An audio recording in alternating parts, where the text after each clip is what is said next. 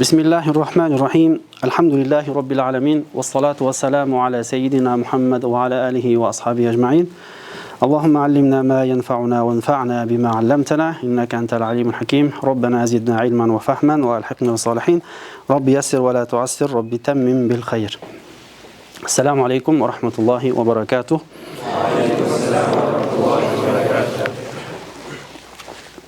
Bugün inşallah sarf сабағыбыздың екінші сабағын кірішуін баштап жатабыз. Өткен сабақта қайталап өтеліп, сарф илимінің анықтамасы жөнінде өткенбіз. Теориялық анықтамасы, анан практикалық анықтамасы, андан кейін сарф илимінің темасы эмне теманы изилдейт. Темасын айтып өткөн элек. Араб тилинин жеке сөз болгондо дагы сабактын аягында өткөн элек. Исим, феил, харф болот. Харф жөнүндө изилдебейт, исимдин мабнилерди изилдебейт. Мабни болгон исимдер бул нахвудагы терминдер болот. Аяк өзгөрүлбөгөн терминдер, ысымдар. Мына феилдин бардыгын эмес, бардыгын изилдейт аф'ал жамидалардан башка, сарфталбаган феилдерден башка. Демек, андан кийин кайсын өттүк элек, сарф илимин окуса кандай пайда алат? Сарф илими кандай мөмөсү бар эле? Куранды туура түшүнгөнгө, арабча сөздү туура окуганга жардам берет дедик элек. Дагы эң терең түшүнгөнгө, фазилети болсо эң шарапаттуу илимдердин бирөөсү деген элек. Бул илим болсо ошол максут кылынган илимге алып баруучу илим болду, Илмул а'ла деп алып баруучу илим. Андан кийин дагы кандай маселелерин өттүк элек, кайсы нерседен алынат, эмне нерсеге таянат? Куранга, анан ошол шаирлерге болсо акындардын сөздөрүнө деген. Жөнөк айтканда каламил арабил фусаха, фасих болгон арабтардын сөздөрүнө. Өкүмдөрүн өткөн элек, анан ошо менен биринчи сабак бүткөн элек. Бүгүн болсо иншалла экинчи сабак улайбыз. Экинчи сабагыбызда сарф илиминин манхажы, программасы кандай окулат, кантип башталат, канткенде сарф илиминин мыкты адис болуп аласың деген сөз. Билесиздерби, уламаларыбызды чыгарган кылымдар бою окулган тартип менен окулуш керек. Ар кайсы тартип менен эле, ар кайсы өзүң каалагандай ар нерсени окуй берсең, бир жыйынтык чыкпайт. Уламаларды улама кылган жол кайсыл? Бир өтө бир алым чыкты. Ошол алымды алып барган, ошондой алым кылган жолу кайсыл? Кайсы жол менен ошондой алымдыкка жетти? Жетти да. Болсо өзүнө алым болуп калган жок да. Сарфтан баштады, нахвудан баштады, балага, илмул вада, ошентип отуруп, кайсы бир деңгээлге жетти да. Ошол уламаларды чыгарган, ошол манхаж менен, ошол программалар менен окулуш керек. Бир устаз айткандай, бүгүнкү муасир болгон, жаңы, биздин муасир деген биздин заманыбыздагы жазылган китептер менен, кээ бир китептер менен арасында жакшылары бар. Орусча айтканда, жандай подопытный кролик кылбаш керек дейт. Аны ал бышылып жете элек биринчиден, алым чыгара элек, тажрыйбадан өтө элек, убакыт көп бар андай китептерге. Малаканы чыгарыш үчүн, бат сарф илимин бат өздөштүрүп, бат жетип кетиш үчүн, бат түшүнүп кетиш үчүн кандай уламаларды ошол кыска убакыттын ичинде жеткирген болсо, ошол жолдо окулуш керек дейт. Түшүнүктүү болдубу? Ошол жолдо окулуп келаткан тарыхыбызда китептери бар. Эң биринчи кайсыл китепти окуш керек? Андан кийин алып бүткүсөң, андан кийин кайсыл китепти окушуң керек? Андан кийин дагы кайсы китеп окушуң керек? Же бир эле китептен болду жетиштүү болобу? Ошолорду бүгүн иншалла кыскача өтөбүз, Биз дагы сабактарыбызда ошол уламалар коюп берген манхажды, уламалар коюп берген программанын негизинде өтөлү деп атабыз. Эң биринчи баарыңыздар билесиздер, биякта сарфты түшүнүүгү барлар бар. Жаңы окуп баштаган кичине 3-4 курстар жакшы эле өздөштүрүп калган, сарф боюнча түшүнүк болуп калгандыктан биз бина деген китепти баштадык да. Бина деле негизинде баштагандар үчүн жакшы эле болот. Бирок ага чейин амсила деген китепти окушат. Ал-амсилату фис сарф деген китеп окулат. Анда ар бир сөздү жаттатып, ар бир вазындарды жаттатып кетет дагы, маанилерин жаттап кеткенден кийин, жаттап алгандан кийин ошолордун эрежесин анан кийин китептерде окулат. Ал нерсени силер баарыңыздар билгендиктен биз болсо ага токтолбойбуз дагы. Андан кийинки китеп Ал-Бина дедик. Бүгүн биздин негизги сабагыбыз Бина деген китептен баштайбыз. Колуңуздарда турат. Матнул Бина. Жол болсо, эки аты менен белгилүү. Матнул Бина, Ал-Бинау фи илми тасриф деп. Тасриф илиминде, сарф илиминде Бина деген китеп. Бина деген сөзгө да токтолобуз иншалла. Караңыздар. Уламалар эң биринчи амсиланы окушту. Андан кийин бинаны окушту. Андан кейін жазбай отырыңыздар. Мақсуд деген кітап, андан кейін Тасрифул Иззи, андан кейін Марахул Арвах деген кітап. Марахул Арвах. 6-да кітап оқышады Аш-Шафияту фи илми тасриф деп. Аз әрбірін тоқталады иншалла.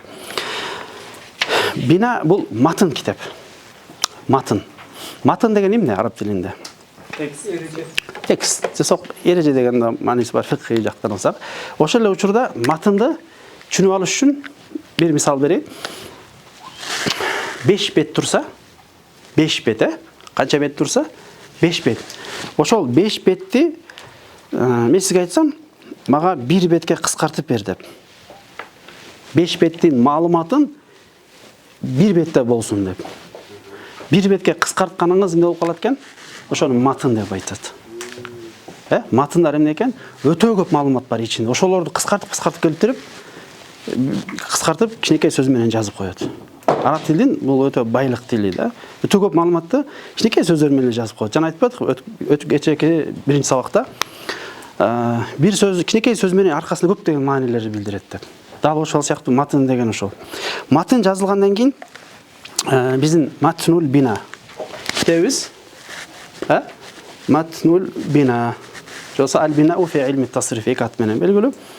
Мунун автору ким? Ким айтат? Автору ким? Автору белгисиз дейт. Автору белгисиз. Бирок Абдуразак ас-Саади деген алым бар. Түү Ирактан. Абдумалик Саади деген чоң алым бар, Ханафи алым бар.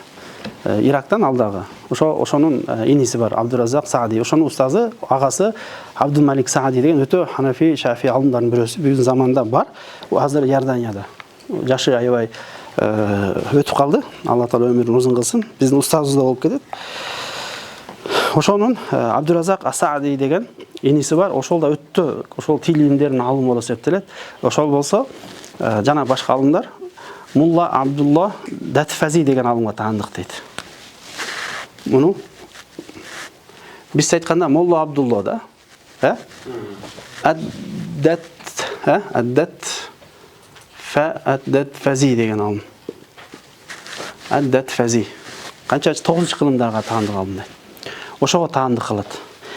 Белгисиз болсун же белгилүү болсун, бул эме кылбайт, бул илимде эч кандай бир зыяны бербейт, зыян тийгизбейт.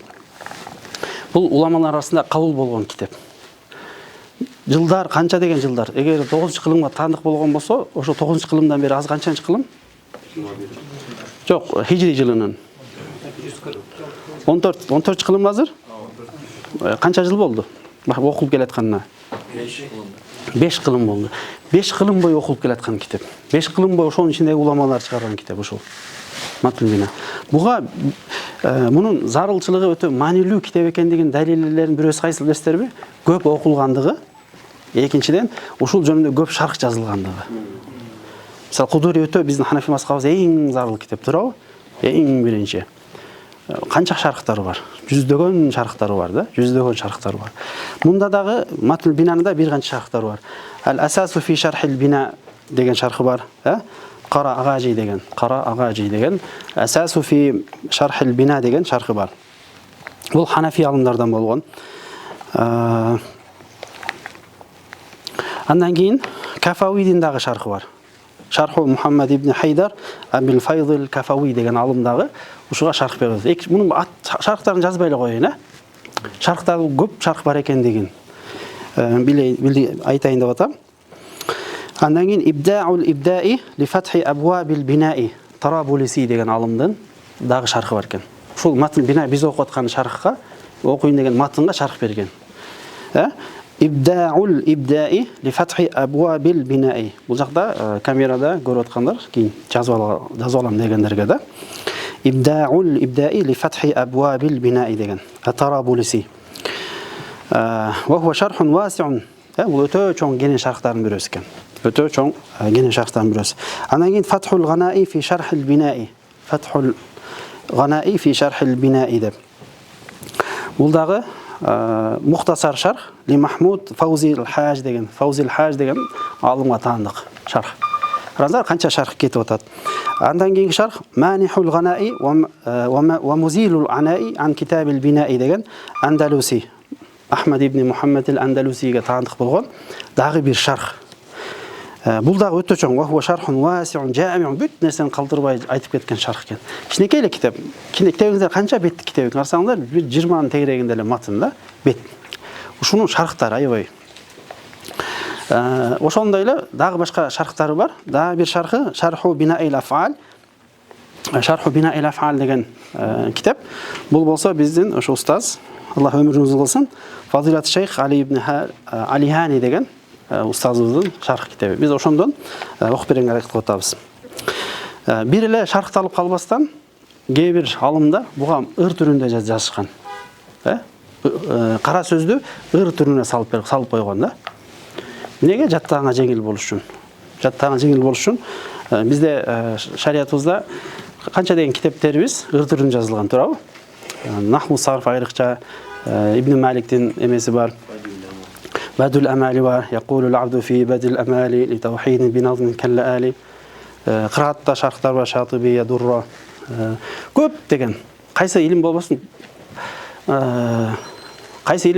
ошо илимдин ичиндеги көп деген зарыл эл астында окулган, канчалык окулуп жаткан китептердин көбүндө эмнелер бар? Ыр түрүндө жазылган китептер бар да. Бул Найлул Муна фи назми каваидил бина деген. Бул китептер чыккан негизи. Матбу Дарус Сабахта чыгарылган, жарык көргөн китеп. Демек, караңыздар, бир китептин бир канча шархтары болсо, ошончо кылымдардан бери окулуп кетип аткан болсо, бул китептин несин билдирип атат? Күчтүү китеп экендигин. Бул китепти окуш керек экендигин, бул китепти жатташ керек экендигин билдирет. Матын үчүн жазылган, матындар көбүнчө жатташ үчүн. Жаттап алсаңыздар болот. Кээ бирөөнө жаттаган жолдорун үйрөтүп бергем, жазып барыңыздар билесиздер. Ошентип жазсаңыздар, муну 10 күндө жаттап коесуңар. 10 күндө эле кол, 1 ай дейли. Биз 1 айда ушул китепти бүтүрүүгө ниет кылып атабыз.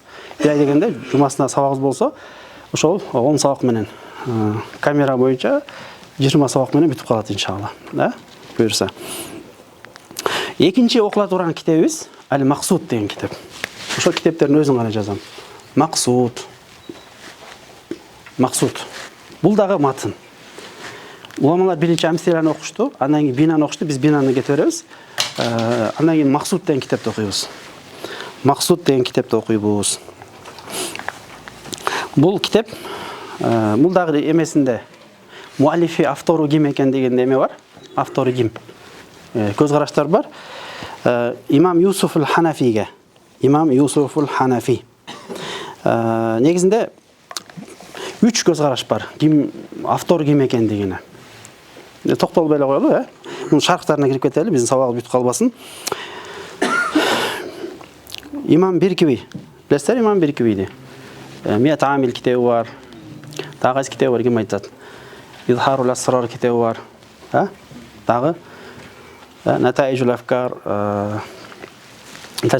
эме деген дагы китеби бар. Имтиханул азкия деген китеби бар. Имтиханул азкия. Имам Байдавийдин нахва берген, нахва кичинекей матынга чоң шарх жазган. Имтиханул азкия деген өтө оор китеп, чоң китептердин бирөөсү. Имам Биркиби Абу Ханифага таандык дешет. Таандык деп айтат. Эмне? Мақсудту. Абу Ханифага таандык дейт. Экинчиси болсо Абу Юсуф эмес, бул Имам Юсуф аль-Ханафи, Абу Юсуф эмес. Абу Юсуф ким? Абу Ханифанын сахиби, ага эмес, башка Юсуф аль-Ханафи деген алымга таандык дешет. Экинчи көз караш. Үчүнчү көз караш болсо мажхул дейт. Белгисиз. Белгисиз. Ким болбосун? Эми караңыздар, бул китепке дагы аябай көп шархтар жазылган. Мисалы Изаратул Куют ан алфазил Мақсуд, ошол Абдул Малик Саади деген жанагы Ханафи, Шафиди алымда бар деп атпайбыз Урдунда. Ошого таандык болгон Изаратул Куют ан алфазил Мақсуд деген китеп бар. Бул PDF дагы бар. Жогоруда китептердин көпчүлүгүнүн PDF-тери бар шархтарынын. Мақсуд биз иншалла бинаны бүтөр менен дароо эле Мақсудка келебиз. Мақсудтун бир матындарын окуйбуз иншалла. Матындарын. Ошо кайсы жерде 5 китеп болсо, 6 китеп болсо, баарынын матындарын бүтүрөбүз. Иншалла. Экинчиси Ал-Матлубу би шархил Мақсуд деген дагы китеп бар. Мунун автору мажхул. Анан Руху шурухи алал Мақсуд деген дагы. Иса Афанди Ас-Сирови деген алымга таандык. Им'анул анзари алал Мақсуд деген дагы китеп бар. Nul anzari alal maqsud деген дағы шархы бар. Қарасаңыздар, қанша шархтар кетіп отады. Мұны мақсудтыңдағы 100 байттан тұрғандағы манзумасы бар, ыр түрінде жазылған. Біз мақсудқа кіргенде ошол ыр түрін жаттап алсаңыздар да болады да. Жаттап аласыздар, оңой болады. Сөзсіз түрде нахудан bir матын жатташ керек, сөзсіз түрде сарфтан bir матын жатташ керек. Сөзсіз түрде, ансыз болбойт. Негізінде қайсы илим болбосын, талиб илим алуучу, талап кылуучу ар бир фандан бирден матын жатташ керек. Акыйдадан bir матын жатташ керек. Тахауиен жатташ жок дегенде насафи жатташ керек, же бадул амалин жатташ керек. Фиктан bir матын жатташ керек. Мисалы мухтасар виқая биздин Орта Азияда жатталып келген, же Кудури жаттаса болот. Дагы фиктан, мисалы усулдан жатса болот, усул шаши же болсо нур эмени манарды жаттаса болот, имам Насафидин. Кыскасы ар бир фандан bir матын сөзсүз жатташ керек экендигин маяка түйүп алыш керекпиз. Сөзсүз. Анан ошол матын жатталгандан кийин ал фундамент болуп калат, калган маалыматтар ошо автоматтык түрдө тизилип кала берет, кете берет да. Матын жаттап алсак чаржайт болуп жүрө беребиз. Кеңешим матын деген азыр айтып өтпөдүмбү? Матын деп. Ошо арабча жазылган кичинекей текст, мисалы биздин бул сарфта жазылган бина матын болуп эсептелет. 20 бет, 10 бет, 15 бет ушундай эле да. Жаттап алса болот муну. Төртүнчү окула турган, үчүнчү окула турган китебибиз Tasriful Izzi. Tasriful Izzi.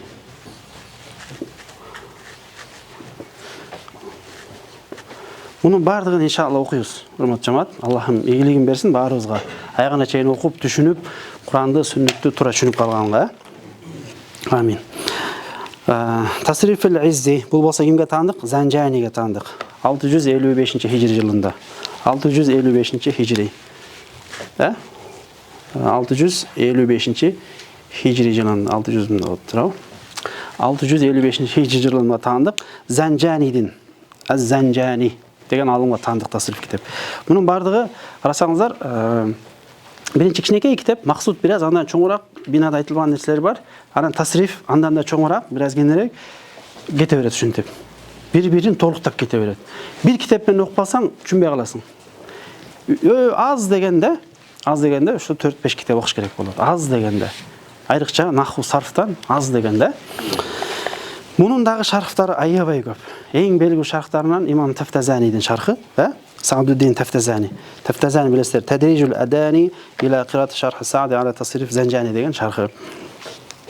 Эмесе шарх Тафтазанидин шархы бар, ага хашиялар бар. Tadrijul Adani деген ол хашия. Тафтазаниге берген хашия. Анан кийин Журжанидин дагы шархы бар. Tasriful Izziге. Журжани билесиздер, Журжаниди. Мулла Али Карын билесиздерби? Фатху Бабил Инаян жазган. Ошонун дагы шархы бар. Мулла Али Карынын дагы шархы бар. Андан кийин Кайлани дегендин шархы бар.